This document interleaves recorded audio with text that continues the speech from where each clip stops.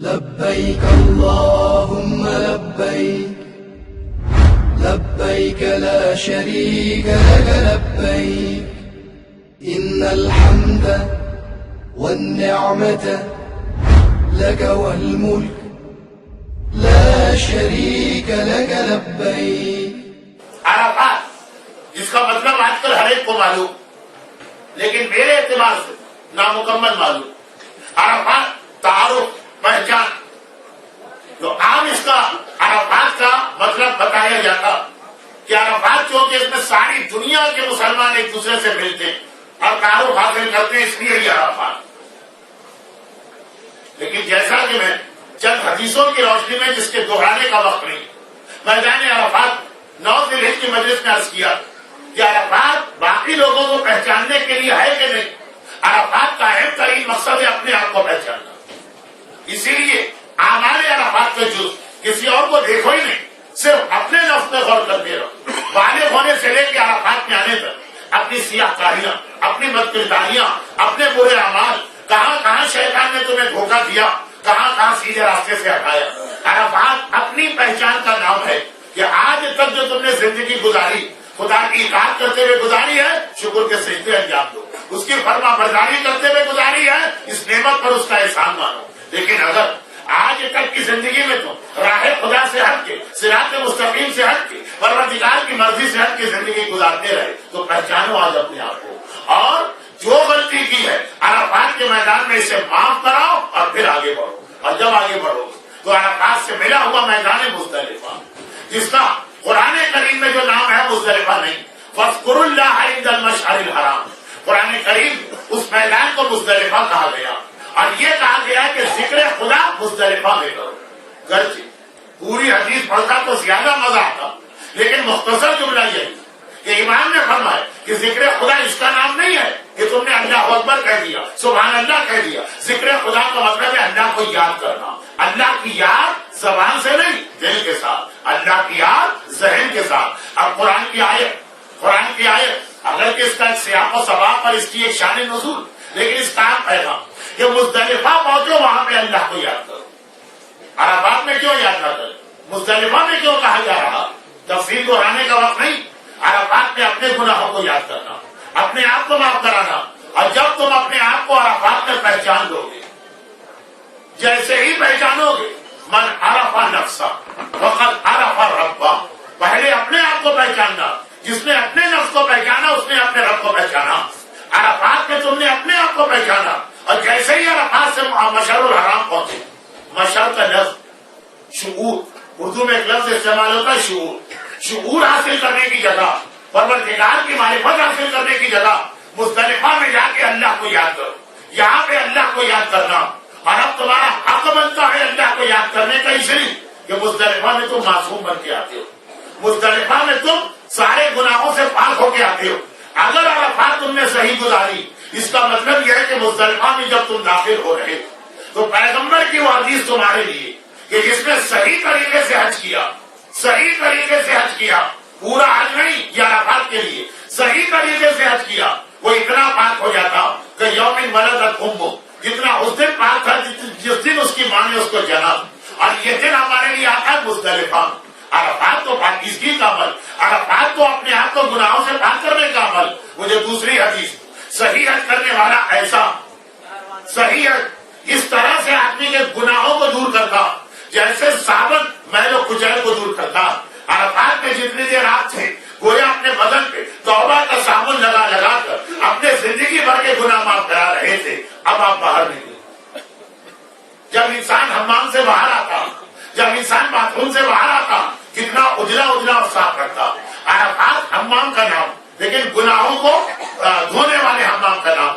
جب اس سے آپ باہر نکلے اور مزدلفہ میں پہنچے، اب آپ صاف ستھرے، اب آپ کردار کے اعتبار سے اجلے، اب آپ ایک طرح سے تمام گناہ معاف کرا کر اس منزل پر آ گئے جس منزل پر اس دن تھے جس دن اس دنیا میں آئے تھے.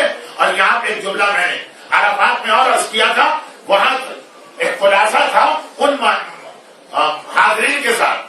میں معذرت خواہ ہوں جو عرفات کی پوری مجلس سنے ہوئے، لیکن بس اس جملے پر اب جب مزدلفہ میں آپ پہنچے، عرفات سے اپنے سارے گناہ معاف کرا دیے.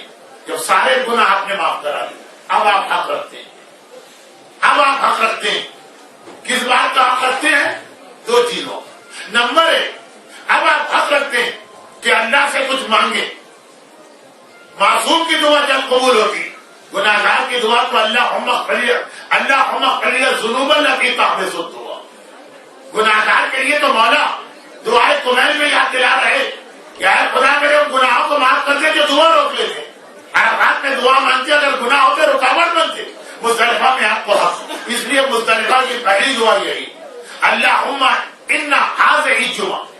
مزدلفہ کا ایک میدان جمعہ، خدا بندہ یہ جمع ہونے کا میدان، دنیا اور آخرت کے سارے خیر مجھ میں جمع کر دے.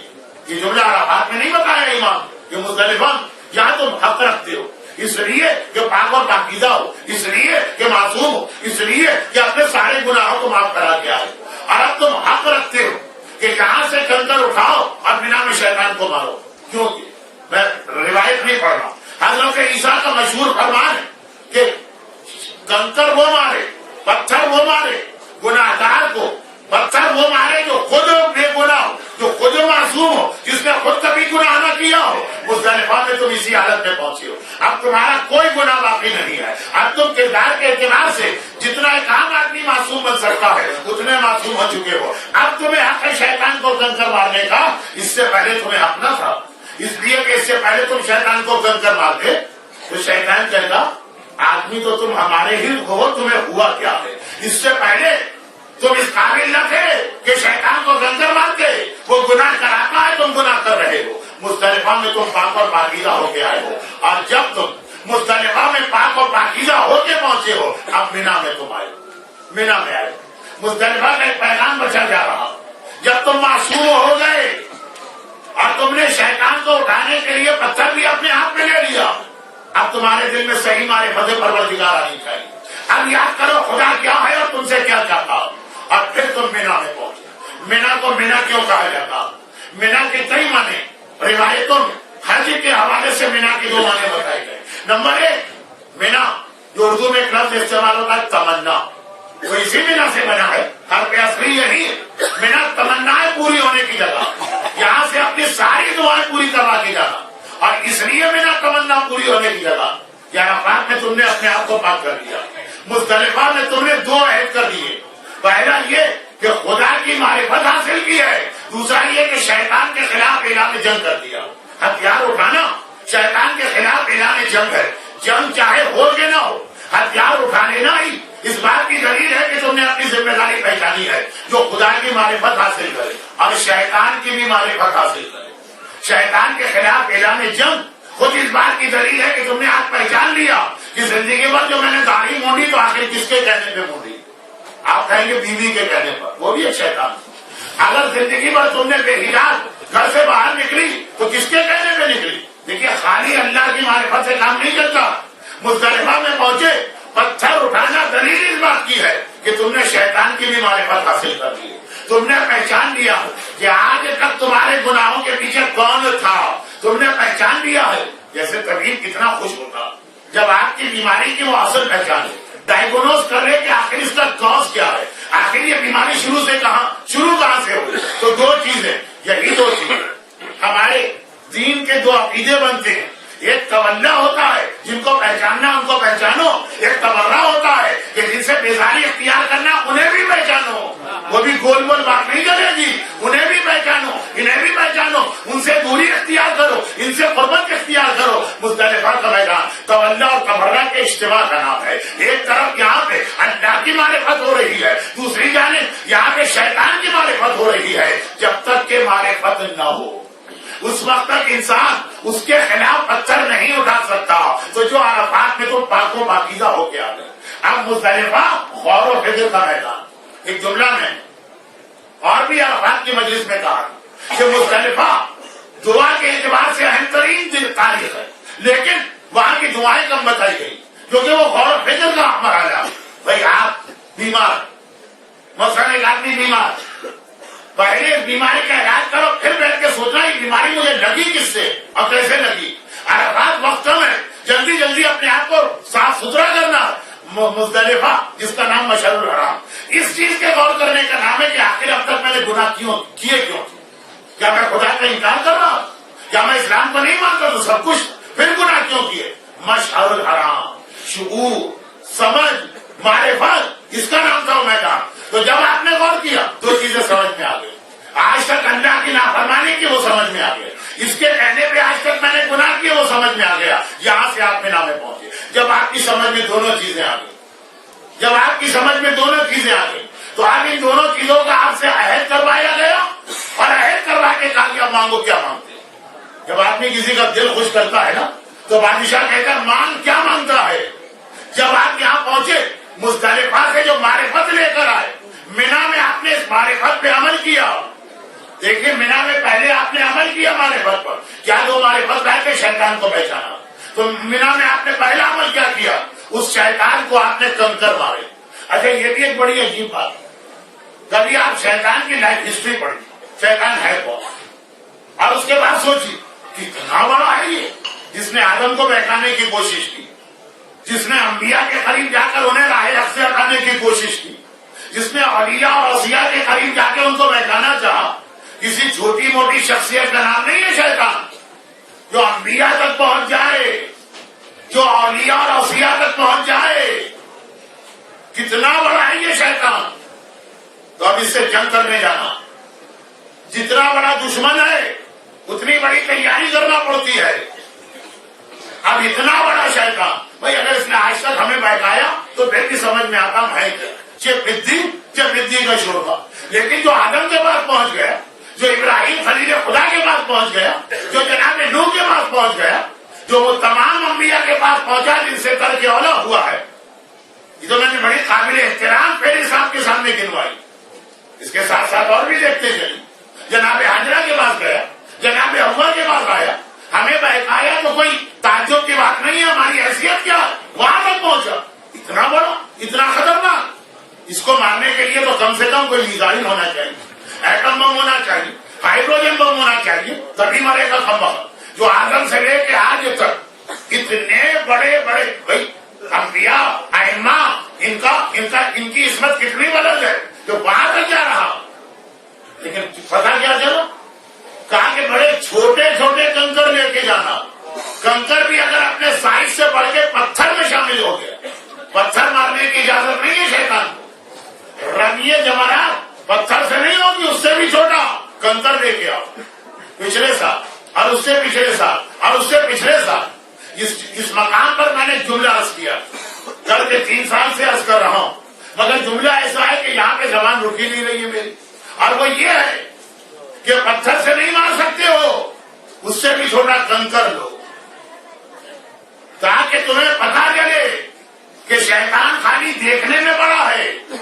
ڈر لگ رہا ہے تمہیں اس لیے بڑا لگ رہا ہے، ورنہ حقیقت اس کی کچھ بھی نہیں ہے. ایک بار سچے دل سے ارادہ کر لو کہ اس کا خاتمہ کرنا ہے، اس کو مارنے کے لیے ایک معمولی سا کنکر بھی تھا.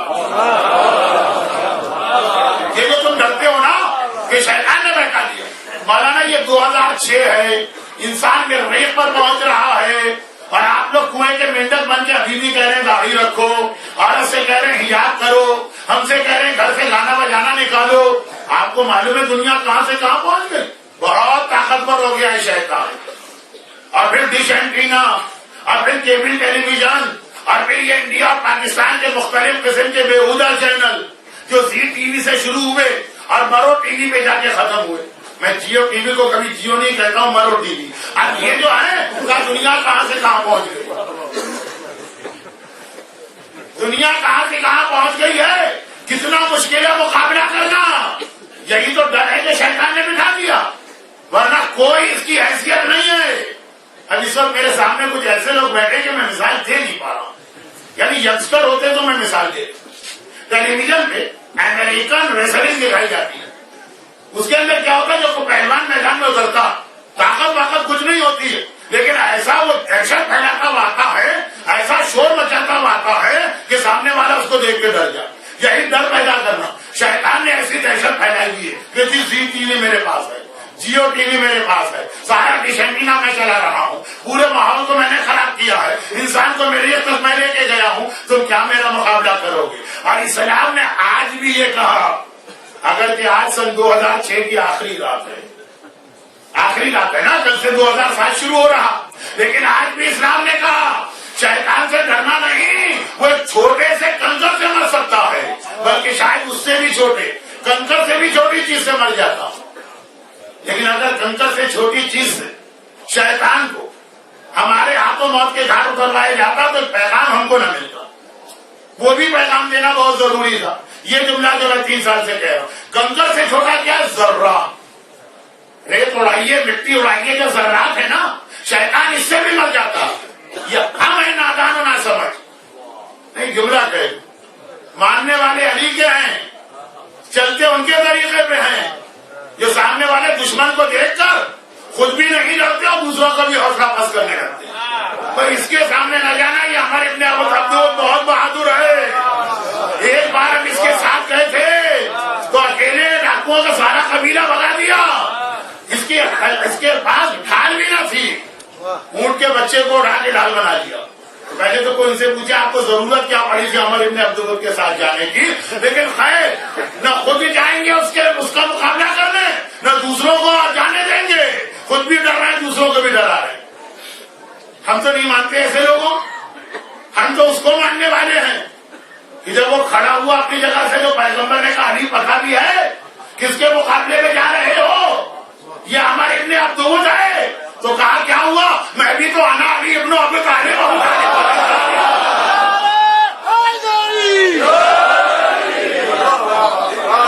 لیکن جب مقام عمل میں ہمارا مقابلہ عمر ابن عبداللہ شیطان سے ہوتا تو ہمارا انداز بالکل بدل جاتا۔ نام لیتے ہیں ان علی کا کہ بڑے سے بڑا دشمن آئے، علی کا ہے، پرواہ کیا، میں بھی تو علی ہوں، اور انداز ہو جاتا ہے ان بزرگوں کا۔ بھائی شیطان آج کل بہت طاقتور، زمانہ نہیں رہا کہ داڑھی پردہ گانا حرام ہے، ان چیزوں پہ پڑا جائے، لوگ سنتے ہی نہیں ہے، ترقی کر چکے ہیں، مذاق اڑائیں گے آپ کا، نہ خود عمل کر رہے نہ دوسرے کو عمل کرنے دے رہے۔ اور اسلام ہر سال کے حج میں پیغام دیتا ہے ڈرتے کس سے ہو؟ وہ تو ایک کنکر کا مہمان ہے، ایک کنکر صحیح طریقے سے مارو، آدم سے لے کے آج تک کو بیٹھانے والا شیطان مر جائے گا۔ کنکر بھی نہیں، کنکر بھی بہت بڑی چیز، شیطان تو مٹی کے ذرے سے مر جائے، لیکن مٹی کے ذرے سے رمی نہیں کروانا، کیونکہ پھر پیغام ادھورا رہ جائے گا۔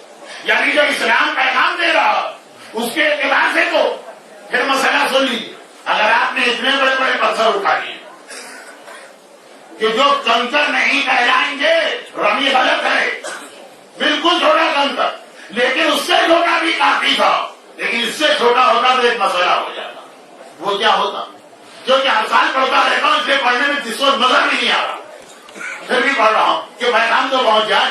اور وہ یہ کہ ذرہ اگر اٹھا کے پھینکا جائے تو وہ ٹکرا کے وہی چپک جائے گا یا وہی گر جائے گا، اب کنکر اگر مارا جائے تو ٹکرا کے گرے گا نہیں، تھوڑا سا صحیح واپس آپ کی طرف کو ضرور آئے۔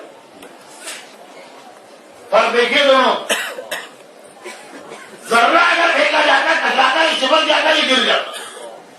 کنکر جب آپ ماریں گے، اور ہمارے 99.99 مراجے کہتے ہیں کنکر مارنا نہیں واجب، برادران اہل سنت کیا کنکر مارنا ضروری نہیں، جو شیطان کے چاروں طرف کے باؤنڈری بنی ہے، حوض جسے کہتے ہیں، اس میں بھی کنکر گر جائے، دیوار سے نہ بھی لگے تو کوئی بات نہیں، ہمارے یہاں ٹکرانا ضروری، اور جب ٹکرائے گی کوئی چیز واپس ضرور آئے گی، کس کی طرف آئے گی؟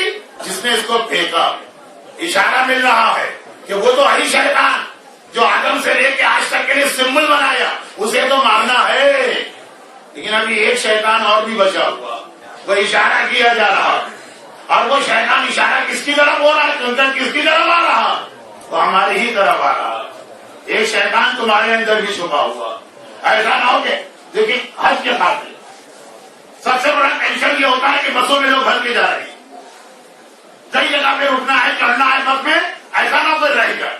ہم نے صاحب کی ذمہ داری والنٹیئر کی لگائی کہ ہمیشہ گن لیجیے گا کتنے آدمی اس بس کے اندر دوبارہ آ کے بیٹھے، 50 کی بس ہے، وہ 15 دفعہ رپورٹ لے کر آئے، مولانا اور امتیاز ہے، ایک کہاں چلا، کہاں ہے وہ گیا، کہاں سے ان کو ڈھونڈ لینا، آخر میں پتا چلا سب کو گن رہے ہیں، اپنے آپ کو ہی بھولے جا رہے ہیں۔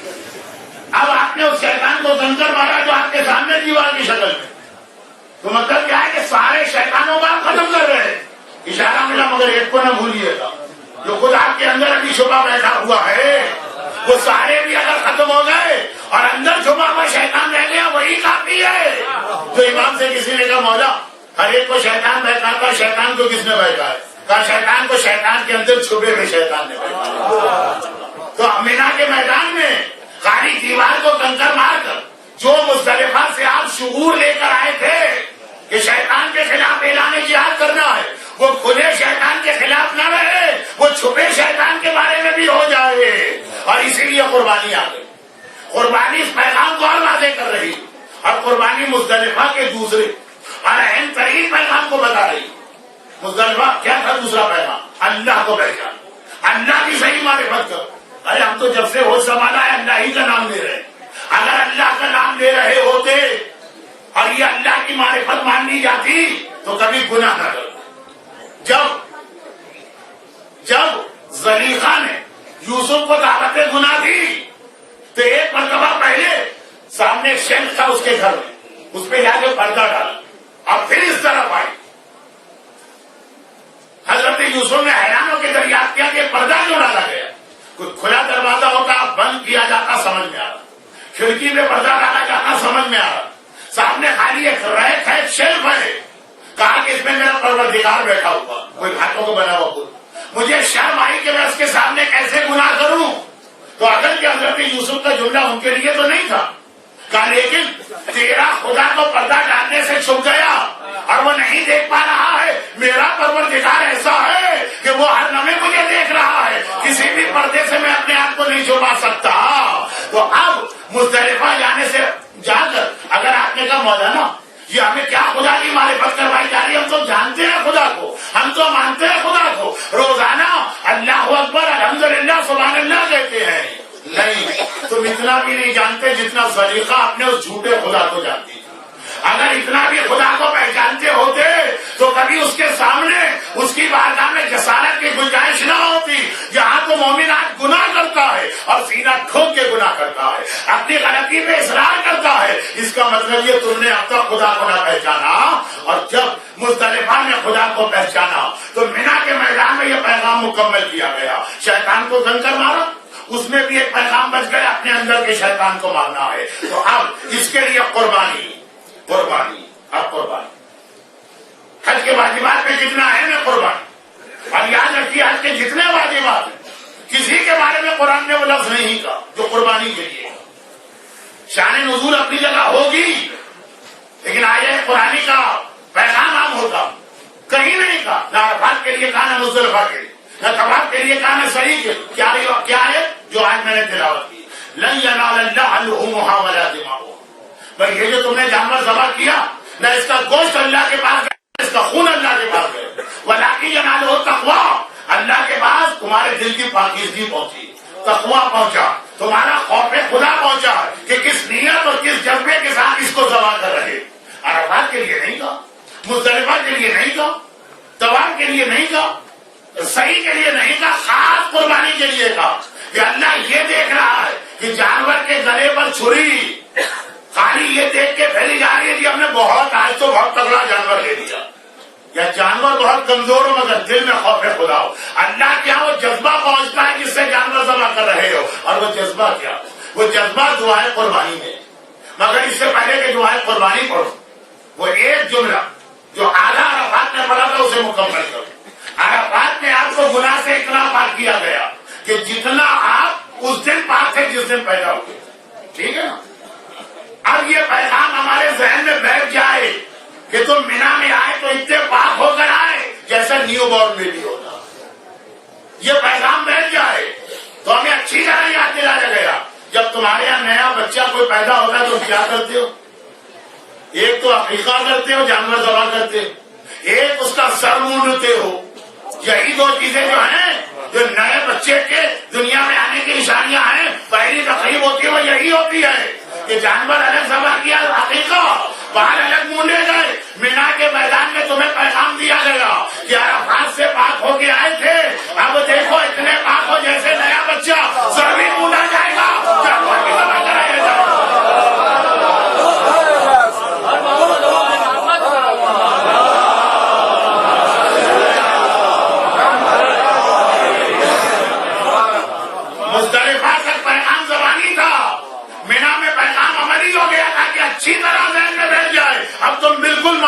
دوسرے کی طرح ہو، مگر ایک فرق کے ساتھ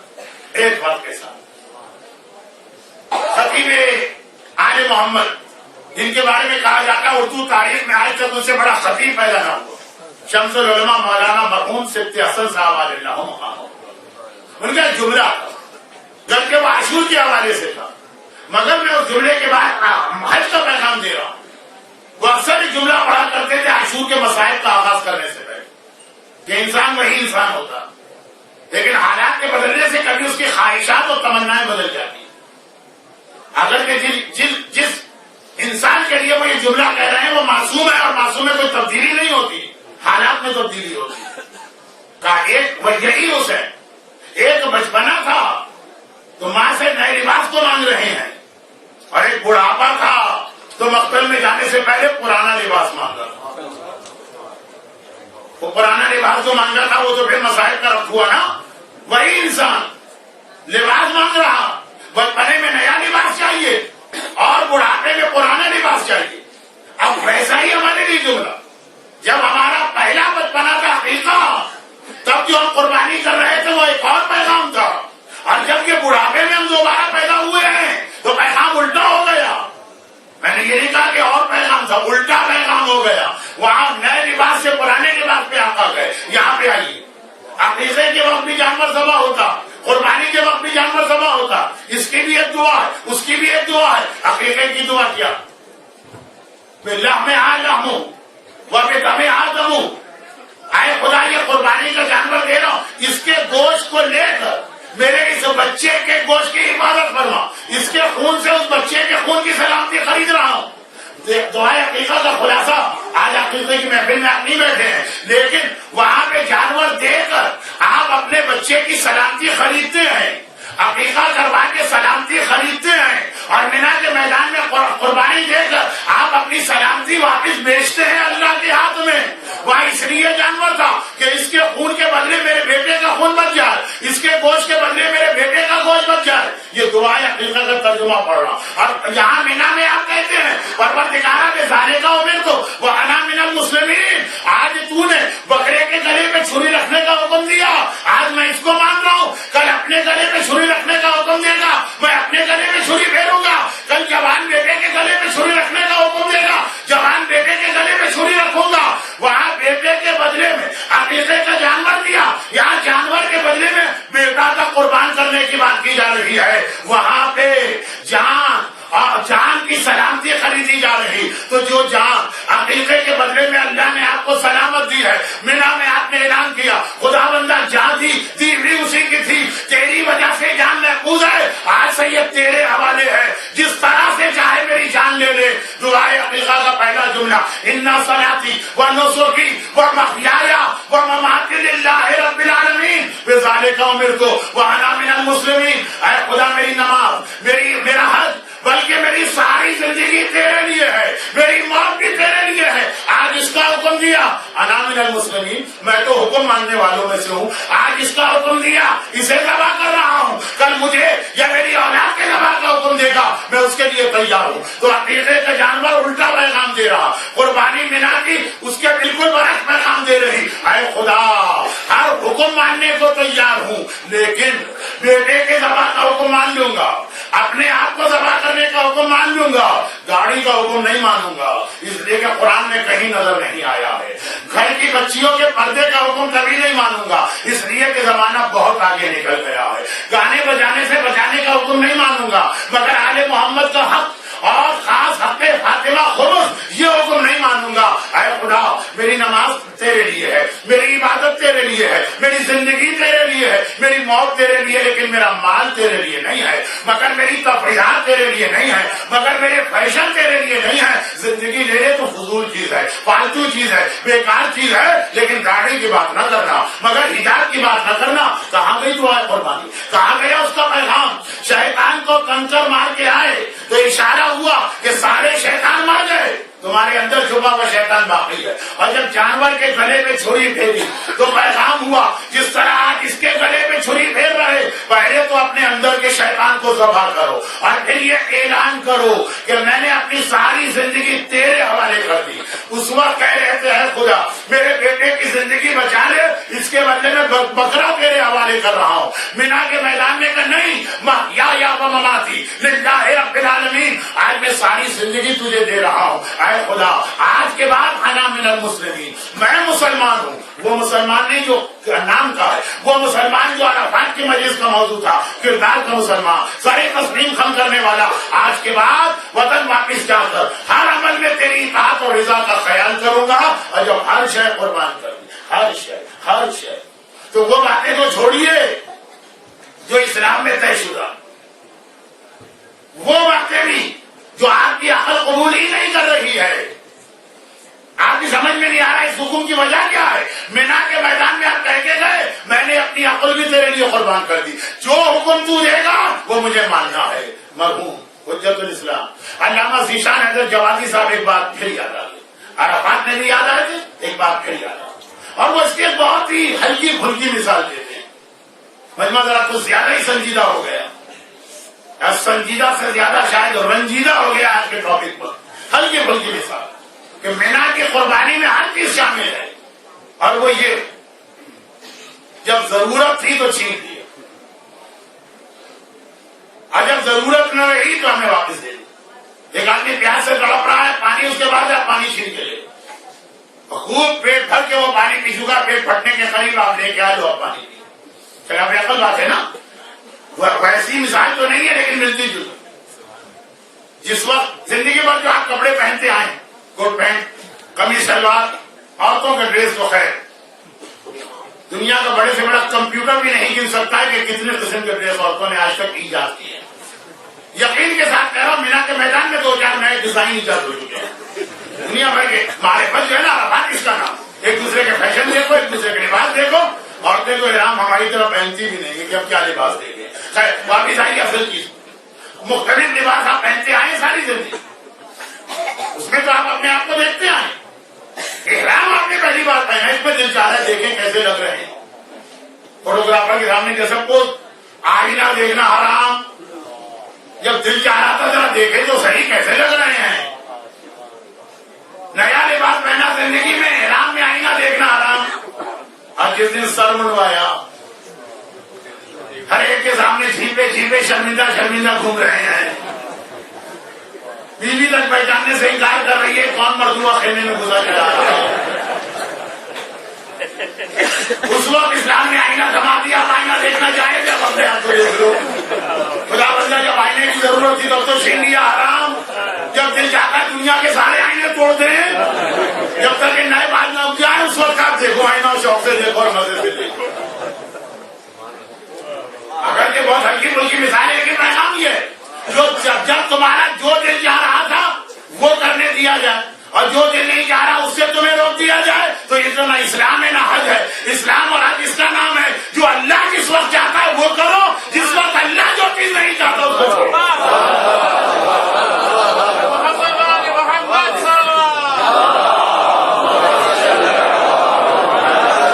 یہ خلاصہ بنتا ہے مینا کے عمل کا. عرفات میں تھا دل چاہ رہا ہے, اللہ نے روکا, روک گئے. مینا میں ہے دل نہیں چاہ رہا, اللہ نے کہا کرو یہ کام, یہ عمل اب کر رہے ہیں. تو میدان مینا ہر شے کی قربانی چاہتا, جان, مال, عزت, اولاد, جھوٹا دنیا کے معاشرے کے اندر ایک اسٹیٹس آدمی کا, جو اللہ نے کہا اس کو ماننا. ایسا جب بن جاؤ, اچھا معصوم بچہ کیسا ہوتا, ایسا ہی ہوتا ہے نا, جو ماں اور باپ کہتے جائیں وہی کرتا جاتا. تو جب ذرا بڑا ہوتا ہے نا تب اس کے اندر ایک عقل خوں آتی ہے, تب وہ سمجھتا ہے کہ بڈھے والدین یہ کہاں سے نکل کے آ جائے, یہ نئے زمانے کے تقاضے کو نہیں سمجھتے.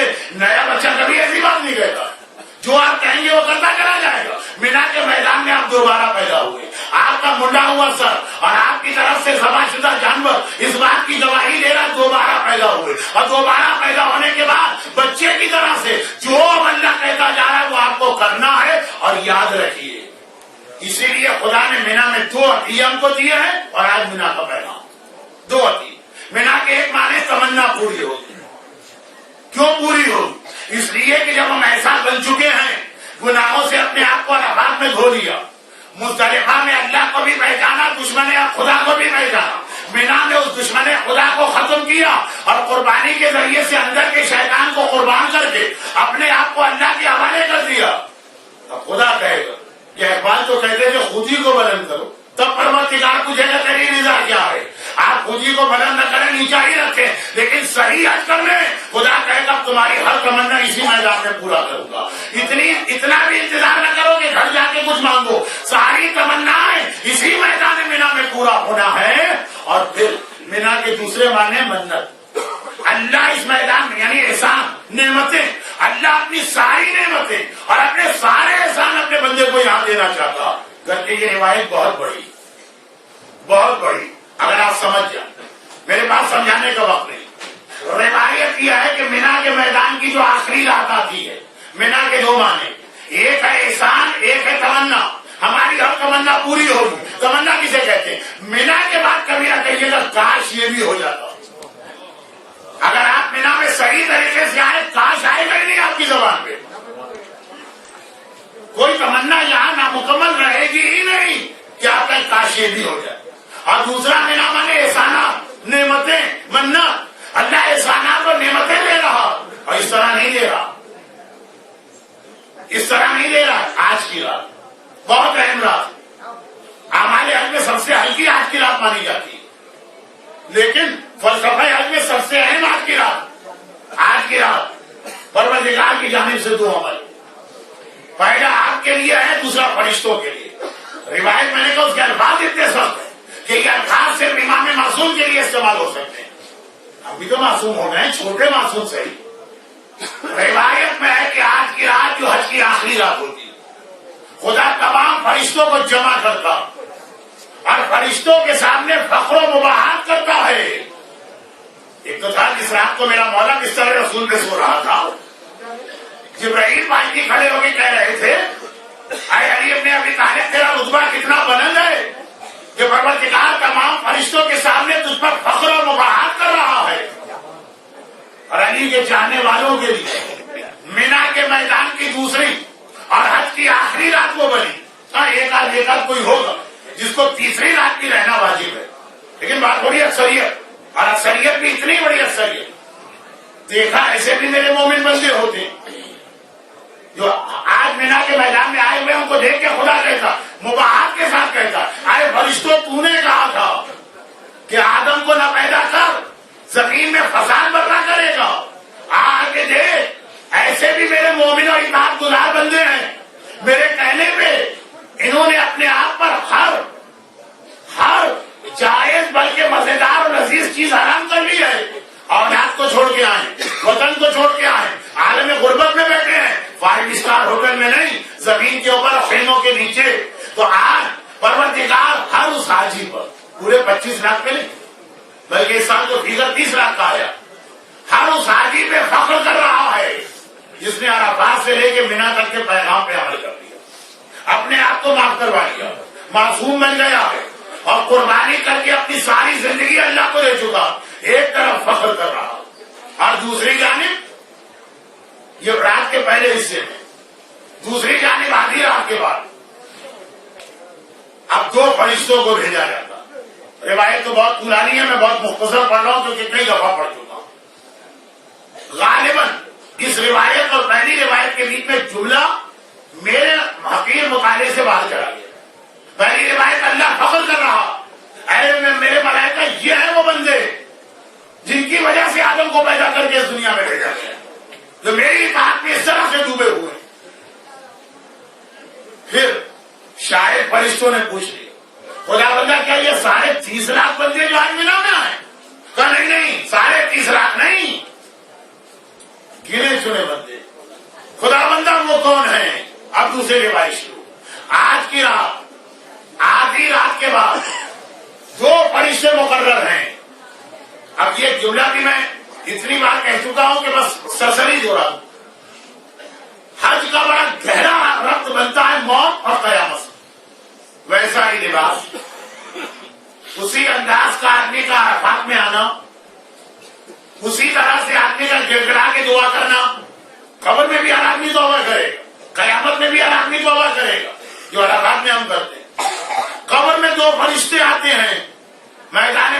دو فرشتے آتے ہیں، روایت کو بہت مختصر کر کے بیان کرتا ہوں، دو فرشتے آتے ہیں اور ان کا کام صرف یہ ہے کہ مینا کے ایک سرے سے دوسرے سرے تک جتنے حاجی یہاں پہ موجود ہیں، اور آج کی رات زیادہ تر حاجی سوتے ہیں، کل پھر بھی ایکٹیویٹیز اتنی ہوتی، ہر ایک کا چہرہ دیکھتے ہیں۔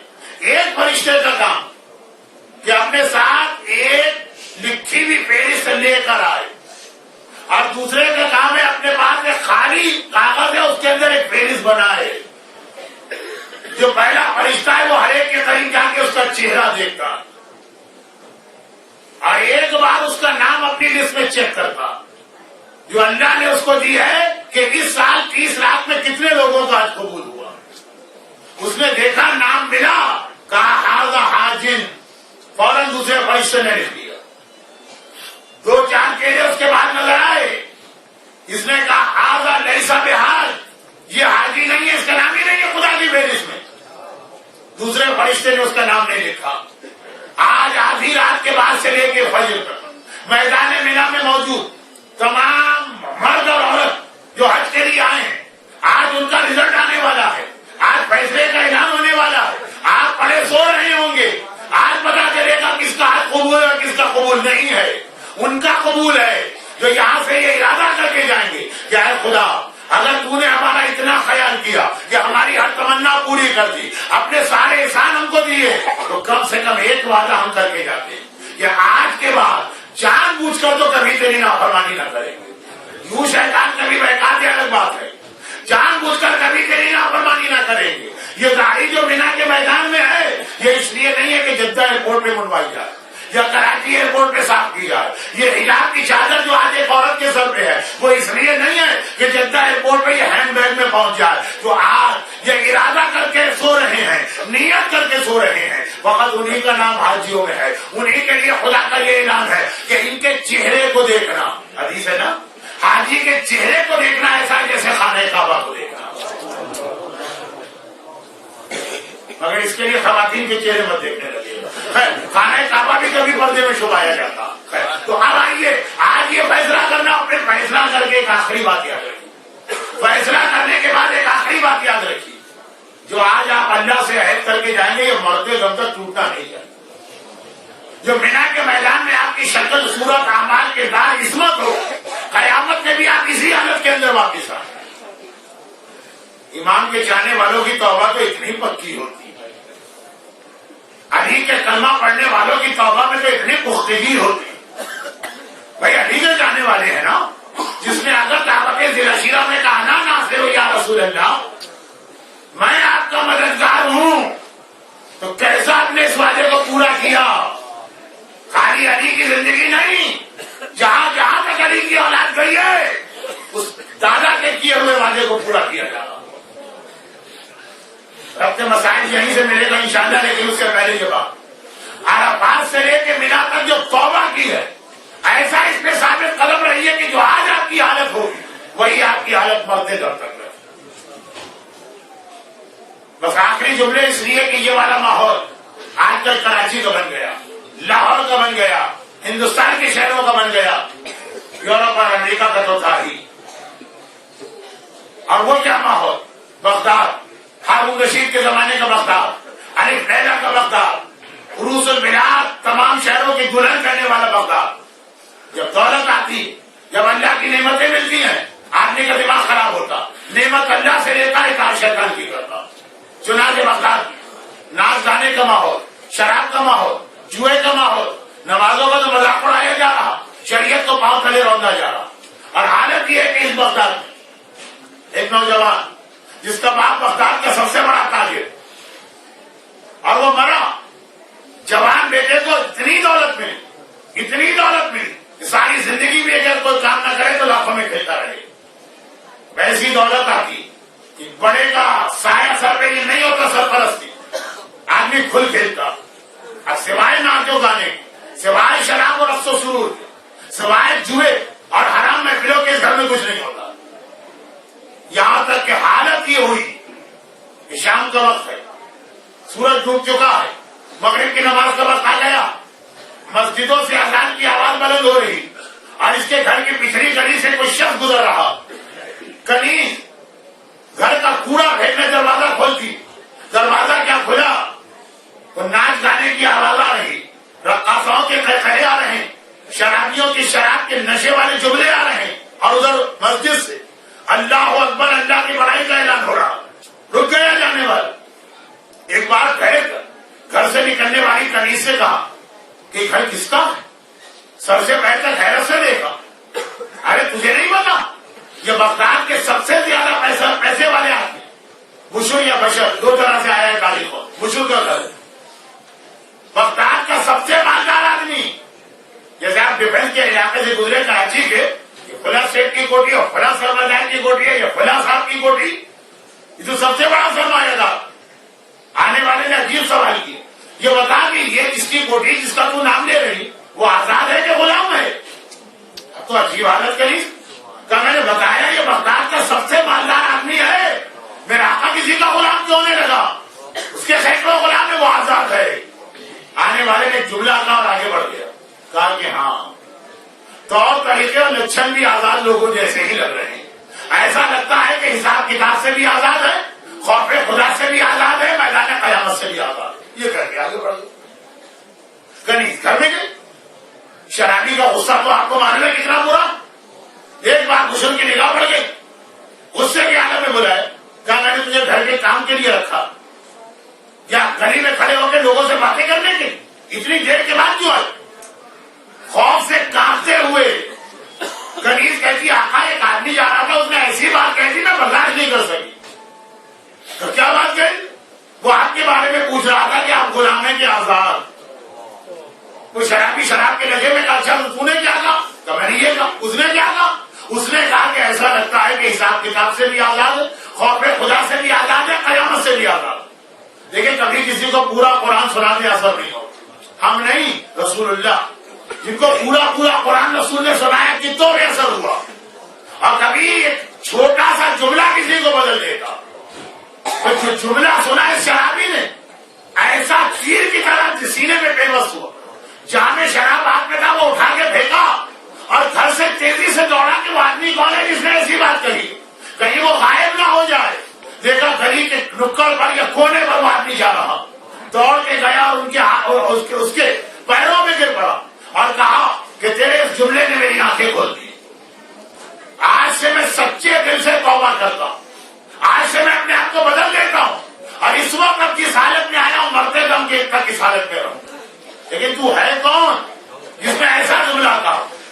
جواب دیا انا موسیٰ بن جعفر و امام موسی کاظم علیہ السلام والسلام۔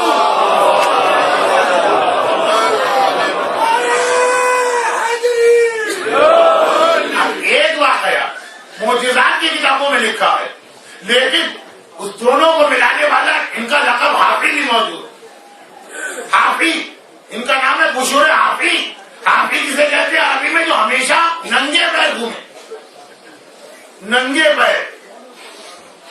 تاریخ میں یہ لکھا ہے معجزات کی کتابوں کہ بغداد کی گلیوں میں جن علاقوں سے بشر کا گزرنا ہوتا تھا وہاں کوئی جانور بھی غلاظت نہیں پھیلاتا۔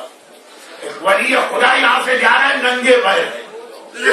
ایک دن کوئی مومن کسی دوسرے شہر سے آیا بشر سے ملنے، رات کو پہنچا تھا، مسافر خانے سو گیا، صبح اٹھا وہاں جانے کے لیے، دیکھا گلی میں کھڑے ہوئے لوگ رو رہے ہیں۔ کیوں رو رہے؟ آج بغداد کے سب سے مقدس آدمی بشر کا انتقال ہو گیا۔ تمہیں کیسے پتا چلا؟ اتنی صبح ابھی تو دروازے بھی نہیں کھلے گا، ان لوگ اشارہ کے دیکھو اب یہ گھوڑا یہاں سے گزرا، خلاصت کرتا ہوں۔ اگر بشر زندہ ہوتا تو بغداد کے کسی جانور میں یہ ہمت نہ تھی، یہ پہچان اس بات کی بنا کے مر چکا ہے، اور باقاعدہ جب گیا بشر کے بہنے میں تصدیق ہو گئی۔ اتنا بڑا رتبہ کہ جانور تک احترام کرنے لگے۔ کسی نے پوچھا کہ ہے بشر، یا تو تمہاری حالت یہ تھی کہ قالین سے تمہارے پیر ناپتے تھے اور یا ایسی سرزمین میں ننگے پیر چل رہے؟ کہا کہ ہاں، جب میں نے آقا اور مولا کے ہاتھ پر بیعت کی تھی تو اتنی تیزی سے دوڑ کے گھر سے نکلا تھا کہ چپل یا جوتا پہننے کا وقت نہ تھا، ننگے پیر تھا، اور آقا سے کہا تھا توبہ کیا اسی حالت میں مرتے دم تک رہوں گا۔ میں ڈر رہا ہوں کہ ایسا نہ ہو جوتا پہننا میرے اس وعدے کے خلاف ہو جائے کہ اپنی حالت کیوں بدلی ہے، جب توبہ کے وقت اس حالت میں تھا، مرتے دم تک اسی حالت میں امام نے انہیں بغداد میں اپنا نائب بنایا. ہم تو ایسے گناہگار بھی نہیں. اگر آج بھی آپ یہاں سچے دل سے توبہ کریں، خدا بندہ اب تک جو ہوا سو ہوا.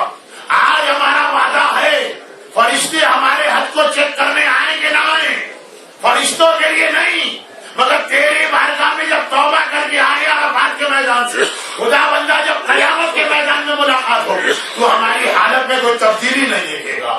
جس سچے دل کے ساتھ عرفات میں گناہوں کو چھوڑا ہے، مینا میں شیطان کو مارا ہے، قربانی کر کے اپنے اندر کے شیطان کو ختم کیا ہے، پروردگارا قیامت تک اپنے عہد میں رہیں گے. آج رات آپ کو اللہ سے یہ وعدہ کر کے جانا.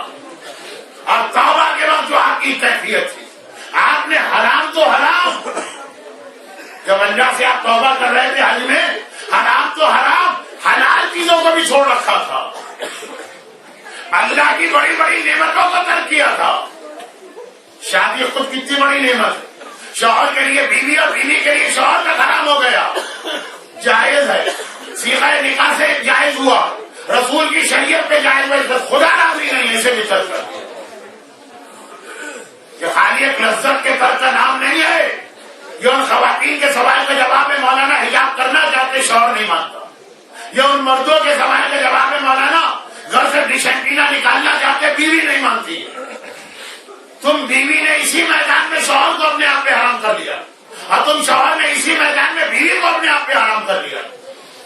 کیوں؟ حکم خدا کے لیے. حکم خدا کے آگے سارے رشتے قربان، حکم خدا کے آگے ساری لذتیں قربان، حکم خدا کے آگے سارے ویسٹڈ انٹرسٹ قربان. یہ وعدہ جو آپ نے عرفات سے شروع کیا تھا، مینا میں اس طرح مکمل کریں. اے خدا مرتے دم تک تو میری حالت میں تبدیلی نہ پائے گا. قیامت میں بھی آؤں گا تو اسی حالت میں جو حج میں وعدہ کر کے جا رہا ہوں.